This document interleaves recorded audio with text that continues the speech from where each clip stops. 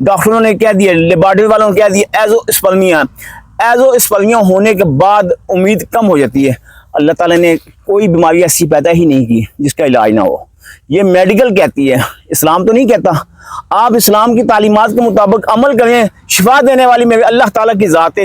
بسم اللہ الرحمن الرحیم، السلام علیکم، میں حکیم نور احمد چودھری۔ مردانہ بانجھ پن سے نجات حاصل کریں، ایک ایسا نسخہ، ایسا تحفہ دل سے کی گہرائی سے میں آپ کو بتا رہا ہوں۔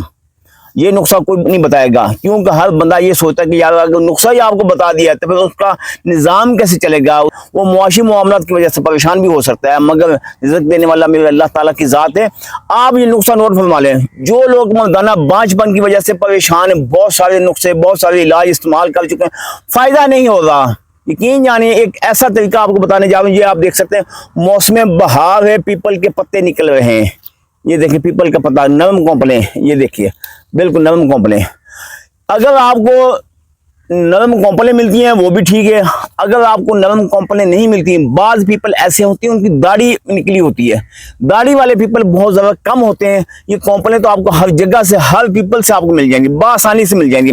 اس کو آپ نے باریک صفوف کر کے رکھ لینا، نصف چمچ صبح استعمال کریں، نصف چمچ رات کو استعمال کریں۔ یقین یعنی جو لوگ کہتے ہیں نا ہم نے بہت سارے نسخے استعمال کیے، ایزوسپرمیا ہو گیا، جراثیم ختم ہو گئے، امید ختم ہو گئی، ڈاکٹروں نے کہہ دیا، لیبارٹری والوں نے کہہ دیا ایزوسپرمیا ہونے کے بعد امید کم ہو جاتی ہے۔